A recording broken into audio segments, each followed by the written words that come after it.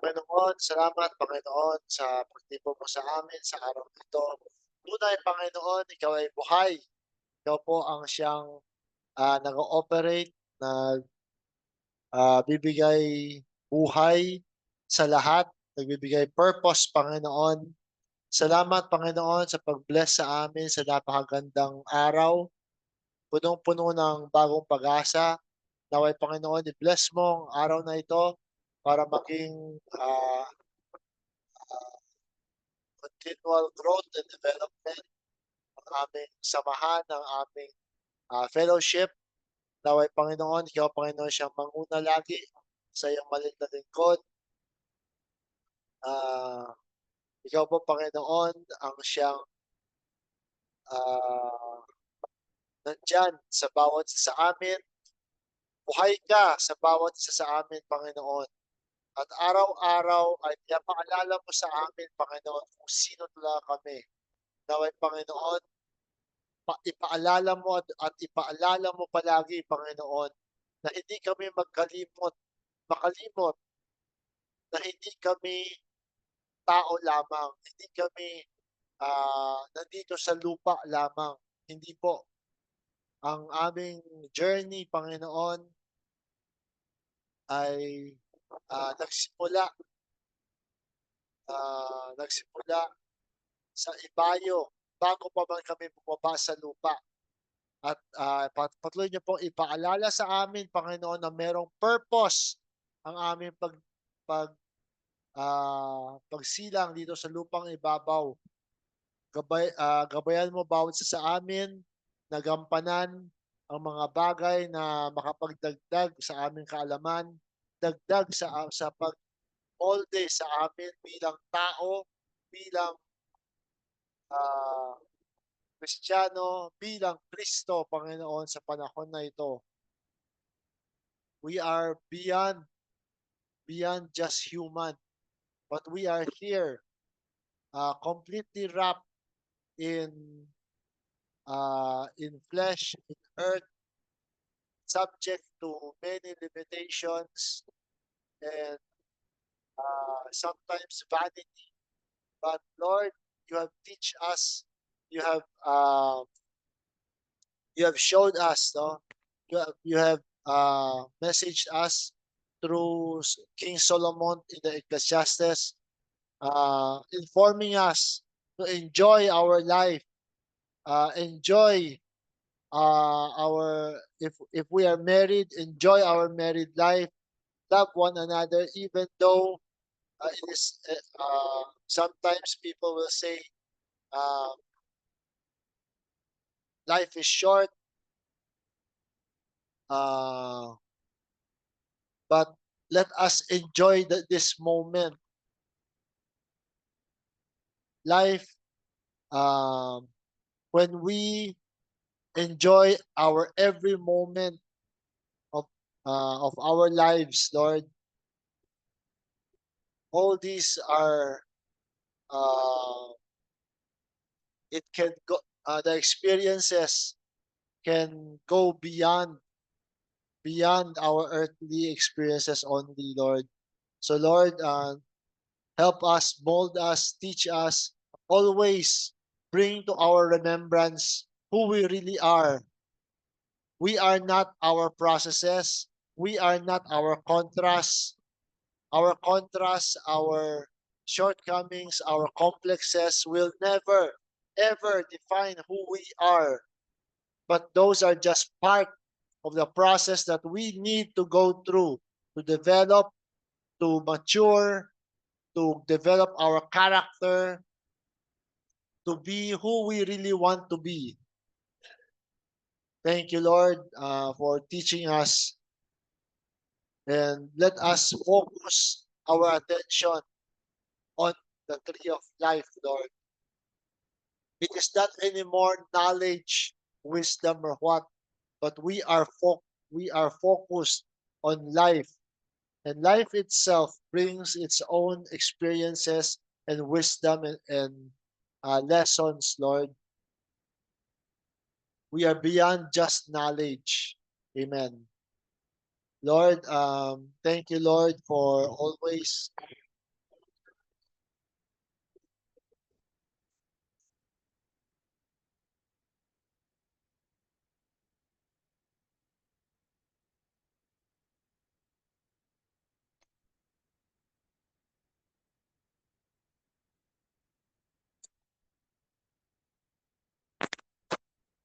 Always, always remind us, Lord, who we really are. Let us guide us, Lord, every day, every moment of our lives, of our daily activities, Lord, as we go through, not always uh, fearful of what is happening around us. There's so many events, so many um, misunderstandings going around, so much destruction, killing, deaths, bad things happening, people around us, sometimes to us, but guide us, Lord, to be to look at it as part of our experience, part of our growth, part of our development of who we really are, and understand and know that it is just part of the process. As we go through life, let us enjoy each moment with our loved ones, with the people who are important to our lives, to the people, to our loved ones who you have blessed us and given to us, Lord. Thank you, Lord, for all the friends, brothers and sisters, and loved ones, Lord, who will always be there for us, Lord. You have given them to us, and we cherish them and we bless them, Lord. We do everything we can to be of service for one another. Teach us, Lord, to be patient, to be loving, to be understanding, especially to those people who are going through their turmoil, their misunderstandings. And sometimes they drag us, the things that they do, the bad things that they do, sometimes drag us into it. Teach us, be mindful. Um, Let us concentrate our minds in you, Lord. Guide us, Lord, especially your servant today as I open up this message today. Lord, I pray, Lord, for your healing touch to everyone, especially our loved ones who are senior citizens. Bless them, bless each and every one of them, and guide them in their activities to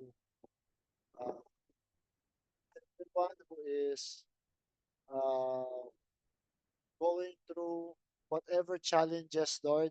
I pray, Lord, may you provide for each and every one of them provision, joy, peace of mind, complete healing, solutions to any problems, Lord, whatever the challenges they are going through. I pray that they seek you and then they find the solutions, their answered prayers, Lord.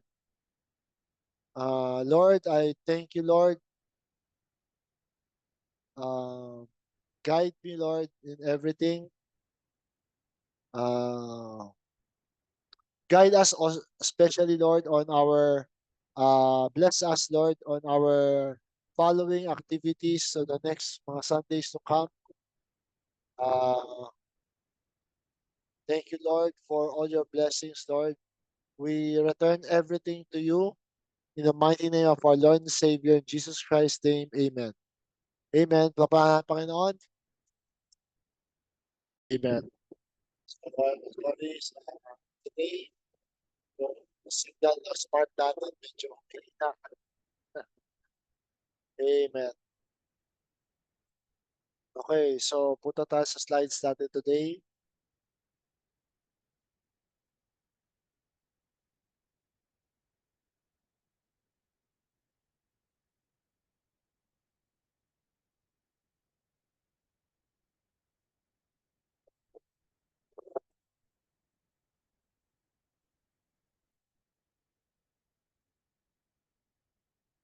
focus on the tree of life.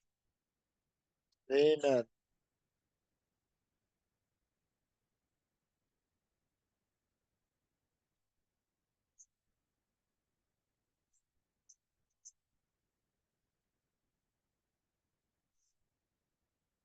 So alam ko, no, maraming mga challenges sa buhay, no? Pero wag natin, wag tayong magalit, no, doon sa mga prosesong 'yon. Ano man yung mga hamon, ano man yung mga kahinaan o shortcomings o complexes na na-encounter natin, always rin natin silang parte, parte ng journey natin, parte sa pagmolde sa atin kung sino tayo. Sapagkat hindi tayo magiging tayo kung hindi natin pinagdaanan lahat yon. Amen?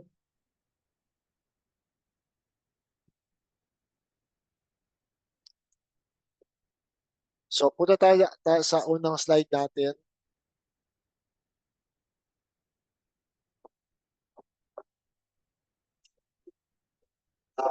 1 Peter chapter 3 verse 18, no, sabi dito, "For Christ also at once suffered for sins, and the just for the unjust, that we might bring that he might bring us to God, being put to death in the flesh, but quickened by the Spirit."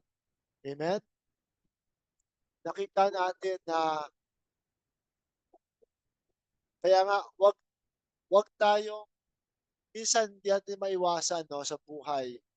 Meron tayong mga ma-encounter na mga challenges na minsan parang maapektuhan tayo, mag-question tayo, bumigay tayo, or mag-surrender or whatever.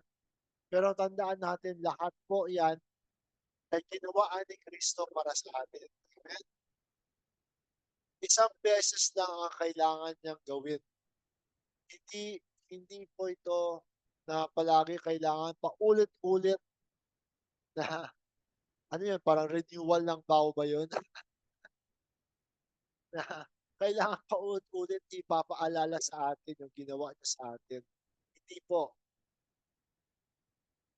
Ang importante dito ay tayo mismo ang magpaalala sa sarili natin.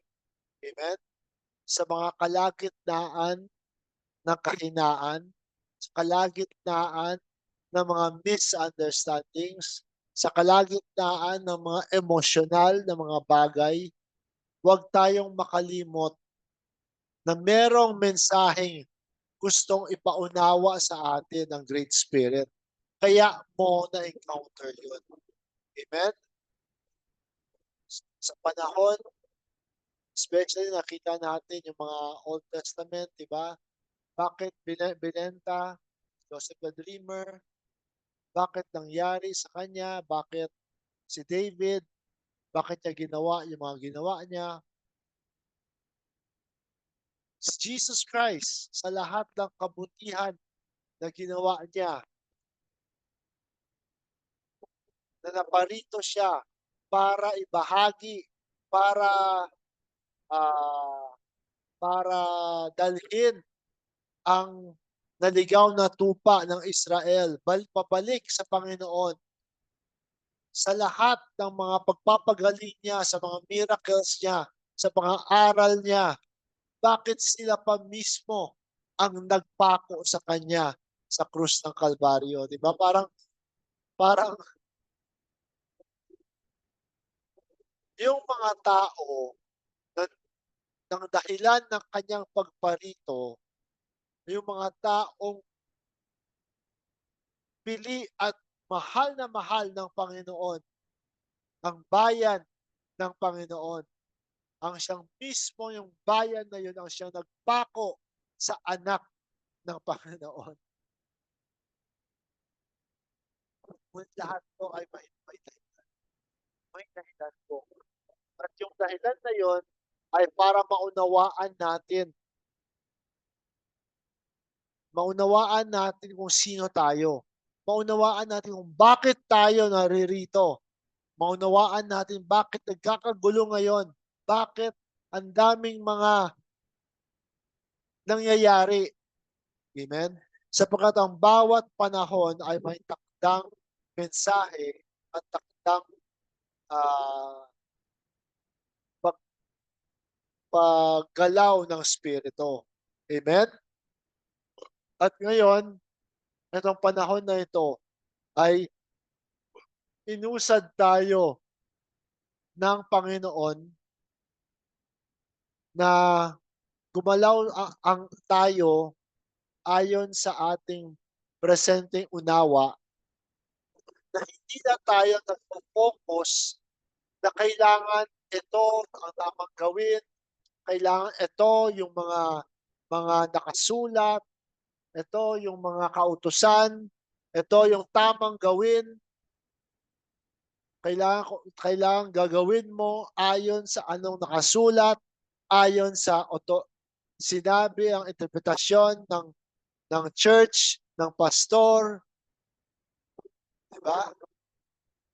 Unawaan natin na sinasabi natin noon parang maunawaan natin, makilala natin na yung mga sinasabi natin pala for the longest time nung naging palagi nakatingin tayo sa iisang tao, nakatingin lamang tayo sa church lamang ay nawawala yung focus natin sa sangkatauhan. Naka-focus tayo kailangan ito lang, kailangan si Kristo lang, 'di ba? Nung naka-focus tayo sa kay Kristo lang, inangat natin si Kristo, nilagay natin siya sa pedestal. For the longest time, pinahirapan natin sarili natin. Parang sabi natin, basta maging katulad lang ako ni Kristo. Ay nako, grabe, ang sarap ng pakiramdam, 'di ba? Pero palagi hindi natin maka-achieve 'yun. Yung pala tayo pala ang siyang gumawa ng limitasyon na 'yun. Kailanman ang hindi sinabi ni Kristo na sundan mo ang yapak ko. Gawin ninyo ayon sa anong ginagawa ko. Never niya sinabi 'yun. Ang sinabi niya, 'di ba? Ah, unawain ninyo yung lahat ng aking sinasabi. At siyang naniniwala sa akin kahit na hindi ako nakikita. Ang aking mga ginagawa ay kaya rin niyang gawin. At higit pa, 'di ba kung sabihin mo, kung siya lamang talaga dapat ang susundan at maging Christ-like ka lang, bakit pa mismong si Kristo mismo ang nagsabi na lalagpasan nila ako. Amen? Ang ibig sabihin ni Kristo ay magpakatotoo ka kung sino ka. Yun lang naman eh. Hindi po ito isang hierarkiya na siya ang ulo at lahat ay dapat sumunod, dapat sumunod. 'Di ba dati gano'n tayo pastor, eh. Diyos Ama, tapos pagbaba sa kanya ay si Kristo yung anak, tapos yung baba ni Kristo ay sa mga pastor. So silang mga hindi sumusunod sa mga pastor, hala, lagot kayo, papaluin kayo ng Panginoon. Kasi hindi kayo sumusunod sa hierarkiya. Eh, maunawaan natin yung hierarchy ay hindi vertical pala. Ang hierarchy is horizontal. Amen? Ang bawat tao, hindi mo pwedeng sabihin, no? Tinatanggal na natin na kung ang bawat tao ay niligtas, binigay ni Kristo ang kanyang dugo para sa bawat isang tao, sino sa mga taong yon ang mas makapangyarihan sa iba? Kung si Kristo ang siya nagbuwis ng buhay para sa lahat. Sabihin mo hindi, yung mga malapit lang kay Kristo. Yung mga mas nakakaunawa. Wala na, basag na yun. mga authoritarian na yan. For the longest time, naunawaan natin kung saan nanggaling yung authoritarian na yan. Ginawa yan ng simbahan para sa kapakinabangan na pinansyal. Amen? Ngayon, binabalik natin ang unawang yon ngayon para maging pantay-pantay tayo. Amen? So, kung totoo naman pantay-pantay tayo ng estado kung sasabihin mo tungkol sa spiritual na level. Pero ang bawat isa ay unique. Unique ang spiritual gift natin. Lahat tayo may spiritual gifts. Huwag nyo sabihin, hindi, yung ilan lang. Lahat meron. Amen? Pero unique ang bawat isa. Ayun, bagamat iba-iba ang spiritual gifts natin, kapag tayo ay nasa fellowship at kapag tayo ay nagtutulungan, nagsusuportahan, amen? Napupunan natin ang bawat kakulangan sa unawa ng regalong yun. Amen? So, dito sa verse na binasa natin,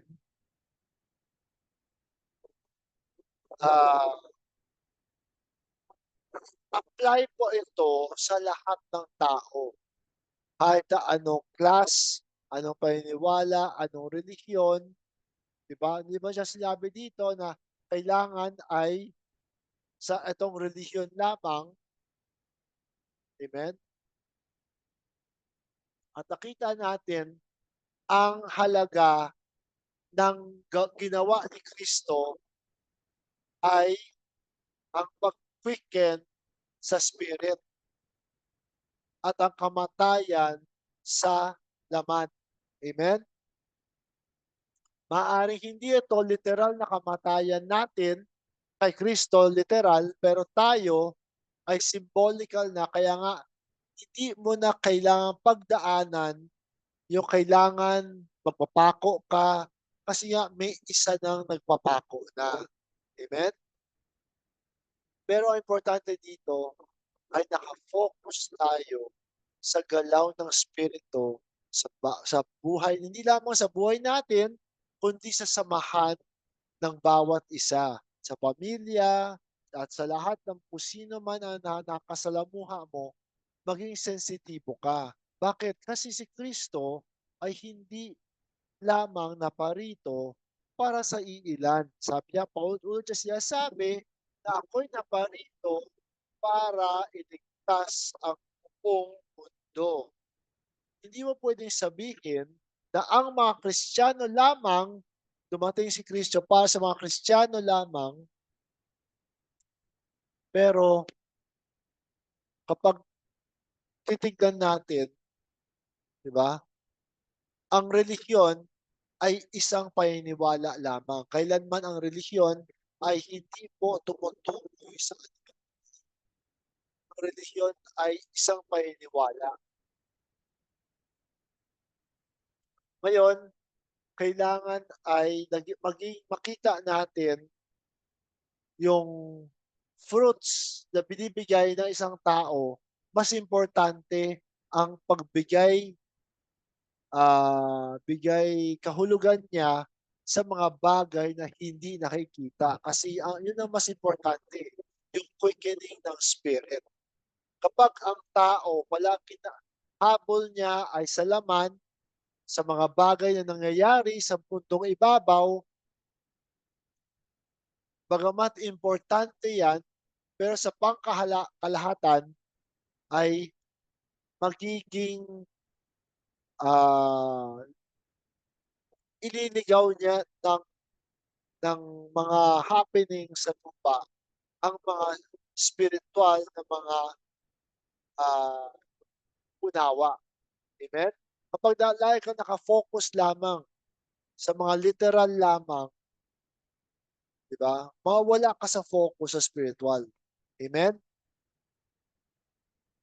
Di ba yung mga bagay na kapag nakafocus ka lamang sa physical, doon ka sumasama sa physical eh. Sa mga tawag ng laman, sa mga Baka kasi naka-focus ka lamang sa iyong nakikita lamang. Kung naka-focus ka lamang doon, subject ka sa mga lust of the flesh, lust of the eyes, pride of life, 'di ba? Kasi naka-focus ka lamang sa laman, 'di ba? Hinahanap mo anong maganda, hinahanap mo anong marangya, 'di ba?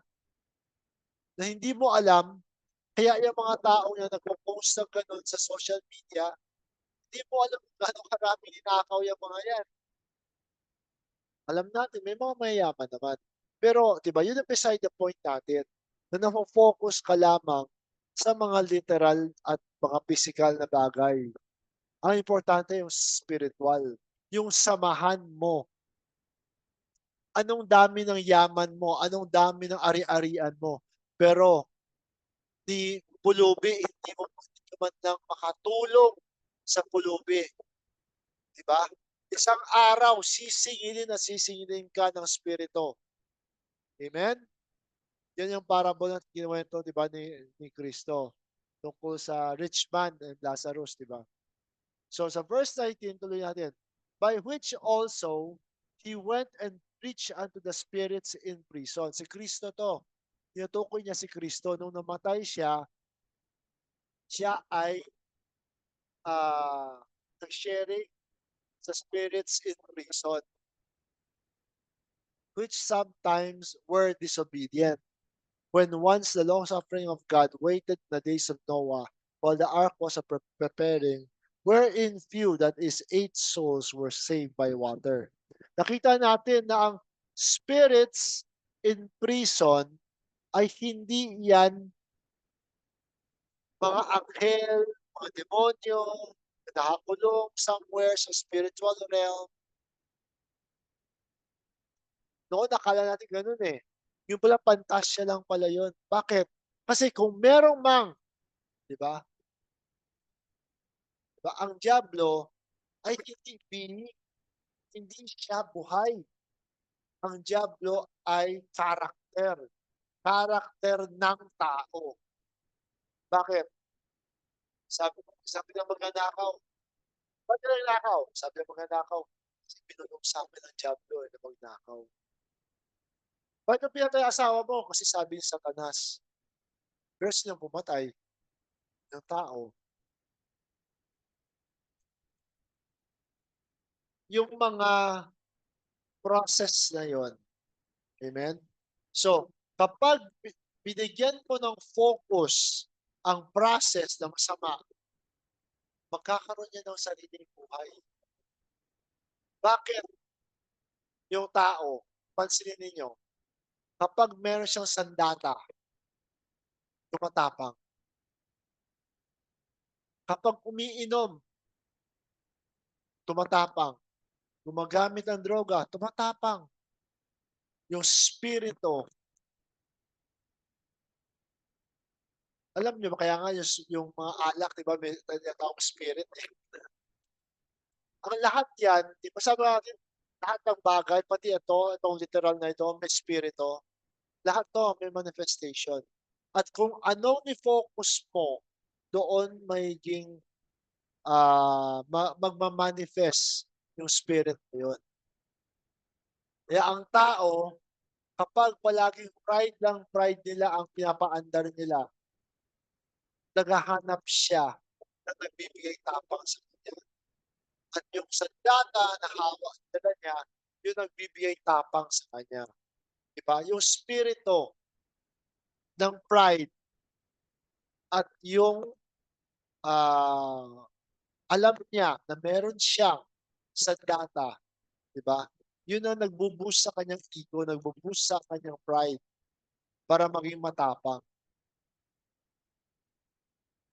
So nakita natin, naniniwala ako na itong he went and preached unto the spirits in prison ay hindi lamang ito isang one-time event na nung namatay siya, bumaba siya after 3 days, habang yung 3 days bago siya mag-resurrect, siya nag-preach raw sa spirits in prison. I don't think na yun lang. Amen? Sapagkat sabi nga ni Kristo, di ba, all power. in heaven and in earth is given unto me. Tapos, 3 araw lang kaya mo i-preach sa spirits in prison. So, paano yung after nun? Walang ibang spirits in prison? Ang mga misunderstandings na palaging ginagawa ng isang tao ay make up yon ng sarili niyang kulungan. Siya mismo ang gumagawa ng kanyang sariling kulungan sapagkat pinili niya gawin yung mga bagay na misunderstood. Pinili niya na, 'di ba, ang isang tao, ganid, walang pakialam, kurakot ng kurakot. Akala niya sa pangungurakot niya makakapag-imbak siya ng marami-marami salapi at kapangyarihan para sila ang maghari sa lupang ibabaw sa pamilya nila.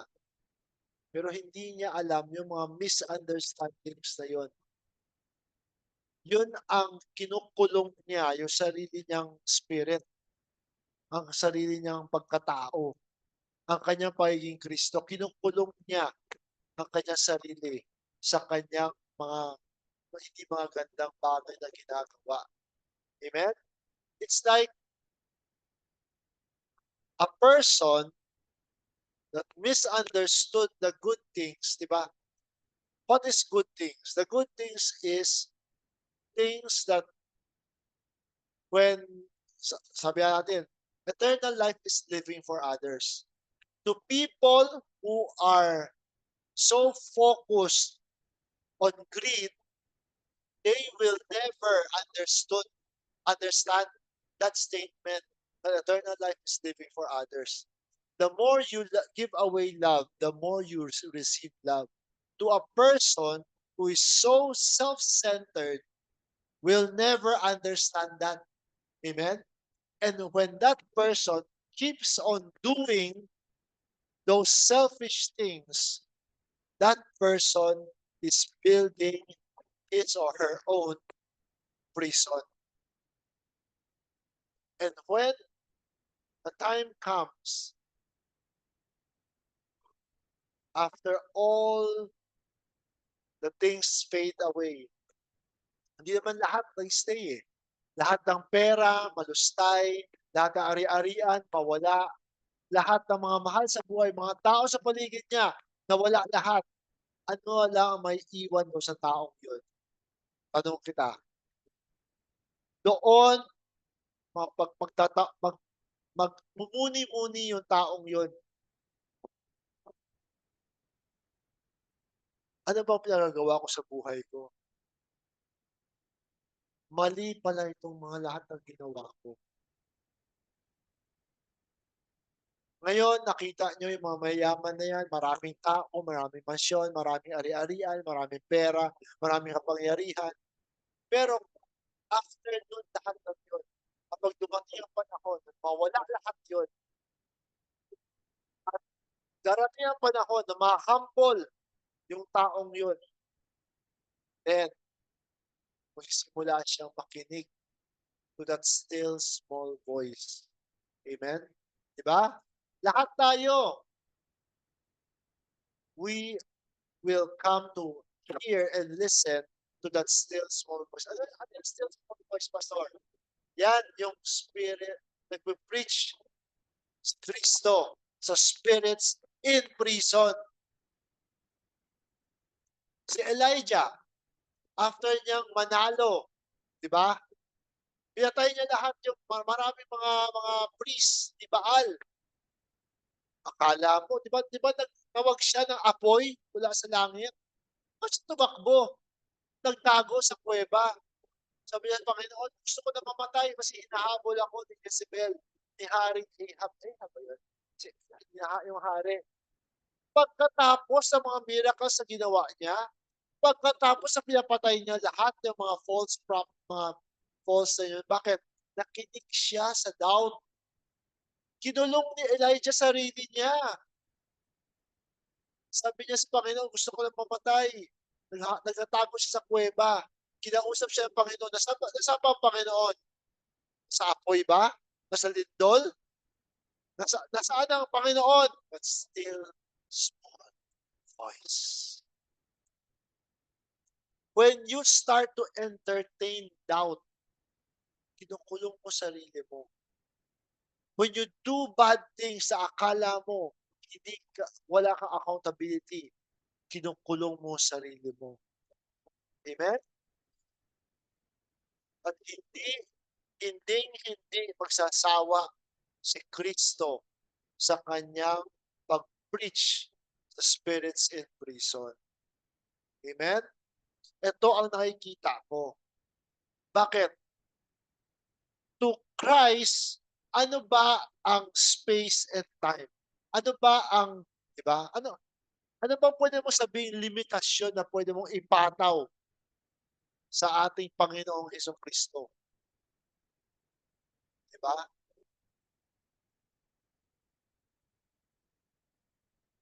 Kaya yun ang nakikita ko, hindi yan yung spirits, mga demonyo, mga fallen angel. Kung merong mang, di ba? I think mas makabuluhan tao. Amen? Sa bawat isang tao at lalong-lalo na sa mga taong naligaw ng landas. Yun ang pinaka-importante. Yung mga taong pinili ang misunderstandings at pinili na mamuhay doon sa mga misunderstandings na yun. One day, darating kahit anong, gaano ka kalakas, gaano ka, ano man, ma-humble at ma-humble down ka. And when you do, wala kang ibang choice but to listen to that still small voice. And that is Christ's ministry. Nag-preach siya sa spirits in prison. Amen? Sabi dito sa next slide, tuloy lang natin pagbasahin sa verse 21. The like figure whereunto even baptism that also now save us, not the putting away of the filth of the flesh, but the answer of a good conscience toward God, by the resurrection of Jesus Christ, who is gone into heaven and is on the right hand of God, angels and authorities and powers being made subject unto Him. Saan ang heaven? Saan ang right hand of God? Somewhere doon. Sa langit. Malayong lugar. May isang higanting trono nakaupo. Amen? Ang liit naman ng Diyos mo. Kahit na gaano pa kahigante yan, kumpara sa kalawakan, para lang yung isang tuldok. Gaano kalaki man yan. Bakit? Alam niyo ba sa kalawakan, kumuha ka ng isang sentimo. Lagay mo lang doon. Alam niyo ba yung isang sentimong yun sa loob yun? Pag titignan mo pang sangkalawakan, ilang mga milyon sa mga galaxies nandoon sa maliit na space na yun. Galaxies. Gano'n ba kalaki yung galaxy, Pastor? Ang isang alam nyo, solar system. Solar system natin, isang araw, may mga planetang umiikot. Malaki na yon, solar system yon. Ang galaxy ay naglalaman ng daan-daang bilyong mga solar system ang isang galaxy. Imagine mo, daang bilyong galaxy nandoon sa isang maliit na sentimo na yun. When you are going to talk about infinity and eternity, wala kang pwedeng i-measure doon because it is immeasurable. Kapag nagsimula ko sabihin mong na-measure ko infinity, hindi infinity yun. Pero tayo, ang maganda dito, ang ginawa ng Panginoon ay ginawa niya ng oras. Itong part ng journey natin. Nasa loob tayo ng infinity, nasa loob tayo ng eternity, pero ang ginawa ng Panginoon ay ginilagdan niya ng oras para ma-appreciate natin yung mga day-to-day activities natin, yung mga ups and downs natin, yung mga victories and defeats natin. Amen? Yun ang at parte nun ay napaka-importante yung ginawang pang sangkalawakan na drama ng Panginoon. Ano yung drama na yun? Paggawa ng tao. Biruin mo paggawa niya ng tao, kailangan may akda siyang mag-fall ang humanity at kailangan meron siyang nakaakdang pangsalo sa na-fall na humanity. Lahat sagot na niya eh. Nakaayos na. Pero para maintindihan natin ang pagiging tao, tunay na tao, kinailangan natin pagdaanan lahat yon. Amen? At huwag tayong magtampo. Huwag tayong mainis, magalit. Bakit kailangan na may fall, may suffering? Gusto ko lahat victory. Sabi ko nga palagi, paano mo na-appreciate yung victory mo kapag walang defeat? Amen? Diba, example, yung mga tumakbo sa marathon, diba? May mga medal sila. Marami mga pwedeng bilhin medalya, trophy sa recto.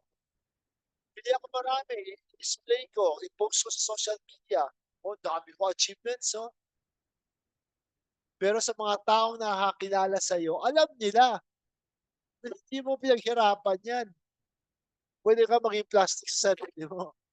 Di ba? It's so hollow. Amen? Yan ang journey natin. Amen? So, tuloy lamang tayo sa ating process. Pero, pansinin ninyo, di ba? Through lahat ng mga process na yun, saan ka nakafocus? Di ba? Sa buhay mo. Amen? Sa buhay mo. Hindi na tayo naging judgmental sa buhay ng ibang tao. Dati yung kung naging judgmental ka palagi, sinasabi mo, oh, dapat hindi, dapat, dapat ganun, dapat ganyan. Diba? Nakafocus tayo. Wala na tayo sa focus na yun. Nakafocus na tayo sa sarili nating buhay. At yan yung buhay na binubuhay natin, yan ang tree of life natin. Amen? Na yung tree of life mo, hindi yan para sa lupa lamang. Progress ang iyong tree of life beyond this earthly journey. But before that, focus mo muna sa earthly journey mo na. Kaya mo na problemahin yung after earth. So 1 Corinthians chapter 6, verse 9 to 11. Know ye not that the righteous shall not inherit the kingdom of God? Be not deceived, neither fornicators, nor idolaters, nor adulterers, nor effeminate, nor abusers of themselves with mankind, nor thieves, nor covetous, nor drunkards, nor revilers, nor extortioners shall inherit the kingdom of God. Sabi natin, oh, naku, adulterer yung taong yan. Hala, hindi na makakapasok sa kingdom of God. May verse 11 pa. Hindi naman natapos sa verse 10 lang eh.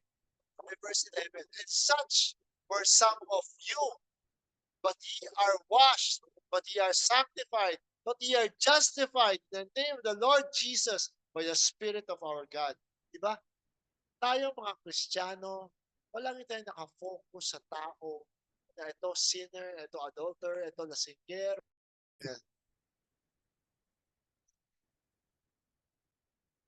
Yes.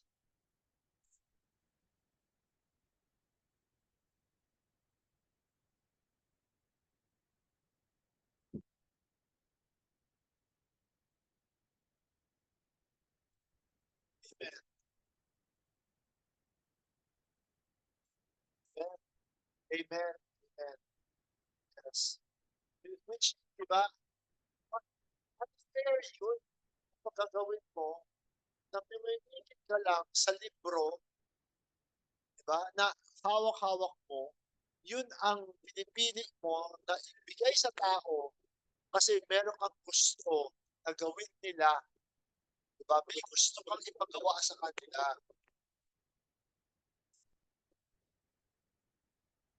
Amen.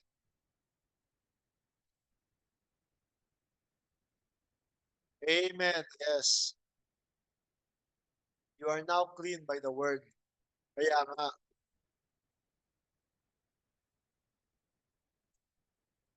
yun ang karamihan hanggang ngayon, no? Marami gano'n. Pero yung nga, hindi nila napapansin. Oo, 'di ba parang yung intention nila tama naman, gusto nilang ma-save yung tao. Pero yung paraan ng delivery, mali. At alam nyo ba yung maling delivery na yon, parehas lang ang resulta nun, ginagawa rin nila ulit ng kulungan sarili nila. Pero sa isip nila kasi they are so righteous, they are saved kasi eh.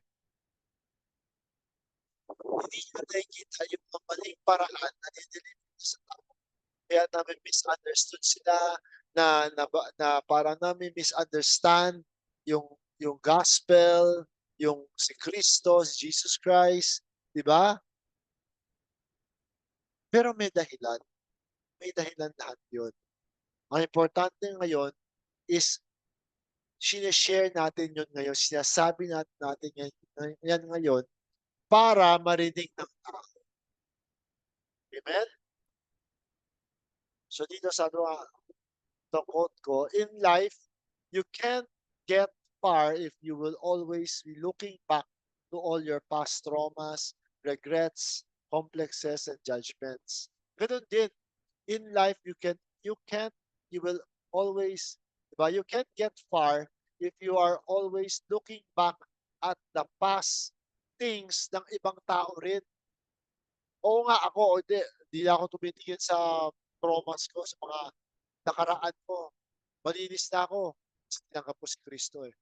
Pero every time na makausap mo yung taong lasinggero, preach ka ng preach, masama, maglasing, mamaya masusunog ka sa impyerno. Balik ka ng balik naman sa nakaraan, di mo alam yung taong yung malay mo, nagbago na. Di ba? Sa process. Bawat isa dumadaan sa kanya-kanyang mga process. These are some of the examples of trying to cling on the knowledge of good and evil. We need to go to let go of the knowledge for us to be able to truly enjoy the tree of life. Amen? Di ba doon sa paglaya natin, talagang maramdaman mo na malaya ka. Bakit? Kada sino man makausap mo, wala kang, pero kaya, makausap ko ba ito? Parang unbeliever yata to eh. Di ba? Pero hindi, di ba ngayon, di ba, mas malaya ka, nag interact, mas wala kang judgment. Nung wala kang judgment sa ibang tao, alam mo ba, mas nakakonect tayo sa ating kapwa. Mas naiengganyo mo sila na makita, no, yung konting kabutihan na meron sila. Ma-exercise nila. Naiengganyo sila eh. Kasi, kasi tanggap mo siya kung sino siya. Naging mabuti ka sa kanya. Amen? You are provoking love to other people. Amen? Moving forward in life, we come to enjoy the simple things that will enrich our spiritual being, focus our outlook, actions, and decisions on our tree of life. Outlook, ano yung outlook? Yung uh, paano natin tignan ang mga nangyayari, di ba? Dati kapag may kaguluhan sa Middle East, sasabihin, oh, malapit na dumating si si Jesus. Kaya nangyayari yan. Ito, fulfill to fulfill, to fulfill. Palagi, dati, dami nangyayari sa Middle East, sa Israel. Palagi sinasabi natin, oh, darating na si Kristo, darating na si Kristo, darating na si Kristo. Oh, pagkatapos, wala. Actions. Kada galaw mo, hindi ka, di ba, parang, ay, ayoko. Parang takot ka, parang laging limitado ang actions mo. O kaya yung actions mo, gusto mo palagi Christ-like lang. Christ-like lang. Ano sabi ni Pastor Villarosa noon? Sinabi mo. Di ba? Try niyang gayahin si Jesus Christ noon. Kaya kung ano siya sabi sa kanya si Sir Linda, sabi niya, sinabi mo. Yan lang ginagawa ni Pastor Villagonsa para maging Christ-like lang daw.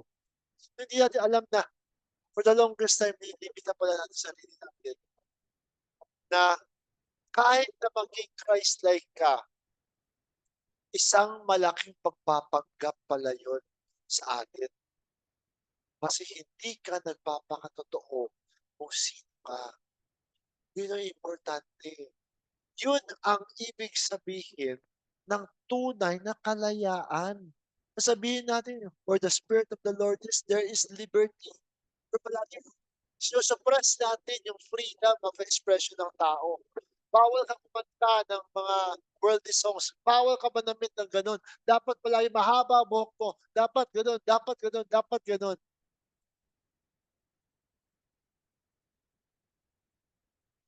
Tama yung intentions natin, pero mali ang delivery. Amen? And decisions on our tree of life. Mga desisyon natin sa buhay.